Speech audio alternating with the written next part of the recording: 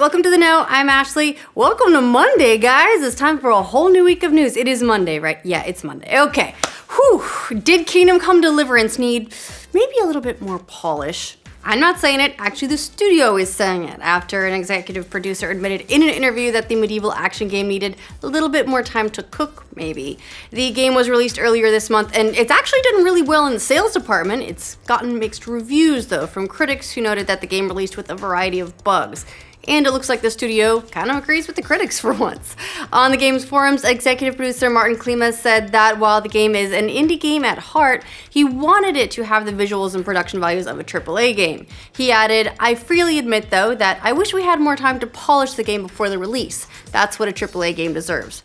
Still, in spite of a couple bugs here and there, it doesn't look like that's hurt the game's sales. According to tweets from the studio employees, it's already sold more than 1 million copies, which is fantastic. It was one of the big Kickstarter successes, and now they've got more resources to fix all the bugs, so that's great.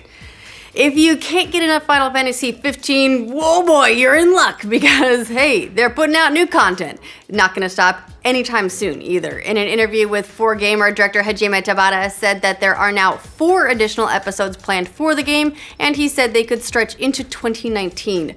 Previously, Tabata has said there will be 3 more episodes, which means they've apparently added another one. In the interview, Tabata noted that surveys showed good player satisfaction scores for the DLC, which may have prompted the dev team to make even more. Next up is Final Fantasy 15 episode Arden, which was announced in November and will revolve around the game's main antagonist. It looks like the remasters of Turok Dinosaur Hunter and its sequel are coming to the Xbox One. The games, which are remasters of the 1997 game and 1998's Turok 2 Seeds of Evil, are coming to the console on March 2nd. It's being done by Night Dive Studios, who you might remember also were working on the System Shock remaster and recently announced that they're taking a break from that to reassess the vision for that game. As for Turok, this seems like a much more familiar ground for Night Dive. The studio, back in 2015, remastered both titles for PC with updated graphics. As of right now, it's unclear if the Xbox One versions will be straight ports of the PC version or if they're gonna add some additional features. We'll see. Did the Overwatch dev team just tease the newest hero for the game? And is it Torbjorn's daughter? Ooh. That's been the buzz online after Blizzard posted a story on the Overwatch blog over the weekend, and the tease might have come in a letter from Torbjorn to his wife following Operation White Dome, where he was injured and then saved by Reinhardt. In return, Torbjorn says he promised to let Reinhardt name his unborn daughter, and he wrote, "Truth be told, I had been considering making him her godfather, and I hope you'll forgive me for making this decision without your consultation. We can only hope she doesn't take after him too much." That daughter might be Bridget Lindholm, who made an appearance in Reinhardt's Honor and Glory animated short at BlizzCon last year. As PC Gamer noted, Blizzard definitely likes to introduce future heroes like this. You might remember Moira appeared in the Doomfist comic Masquerade 3 months before she debuted, so there's definitely a lot of circumstantial evidence we may be getting a new hero soon. Now, it looks like Metal Gear Survive had a rough opening week, in the UK at least. The latest installment of the Stealth franchise, but without creator Hideo Kojima this time, debuted at number 6 on the sales chart in the United Kingdom, and sales-wise, it was a pretty significant drop from previous Metal Gear games. Industry insider Daniel Ahmad said on Reset Era that the game had a terrible opening weekend and didn't even sell 5% of what Metal Gear Solid 5 did in its opening weekend. 5%!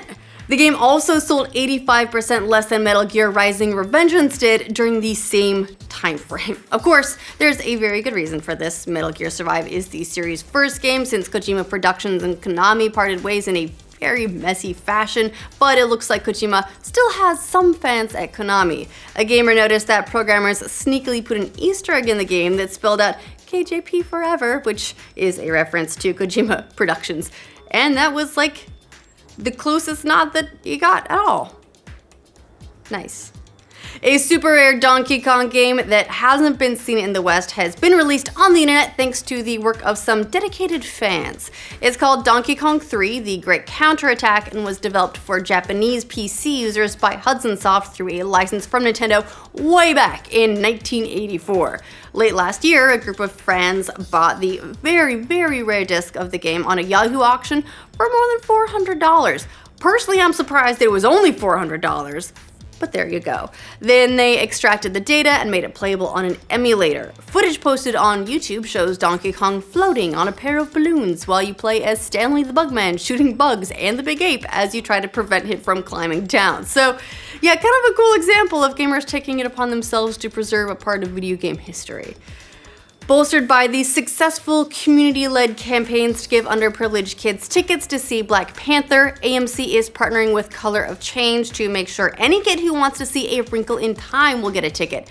It's not as easy as just showing up to your local AMC and saying, I want one of them free Wrinkle in Time tickets. Step one is people donating to the Give a Child the Universe initiative, essentially buying a ticket for a kid. From there, Color of Change will take these tickets and distribute them to partnering schools and community organizations, and presto changeo, you get a ton of kids getting to sing A Wrinkle in Time when they might not otherwise have had the opportunity, which is pretty cool. Also, I think I'm gonna have to read the books again before that movie comes out, because the only thing I remember, I read this book a couple times, is the creepy kids in the cul-de-sac all bouncing the balls. That's like the only solid thing I remember. I guess it's been a very long time.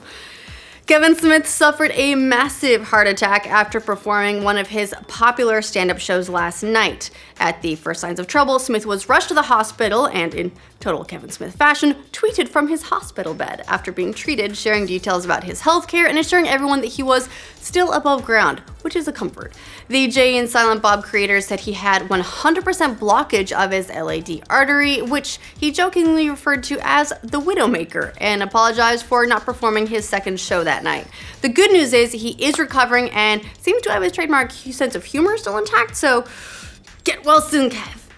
You remember that Warcraft movie a few years back? I mean, despite high expectations, that movie bombed with both critics and fans. It still has its like, there is a hardcore following who still really loves it, but not enough people. Now, the director is talking about why it didn't turn out so great.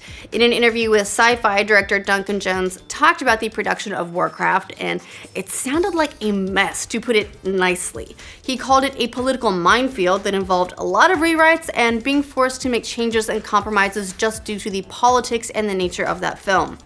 He called the experience traumatic and a real heart-wrencher. He blamed the turmoil on the studio, Legendary Pictures, which was acquired by a Chinese conglomerate during the movie's production.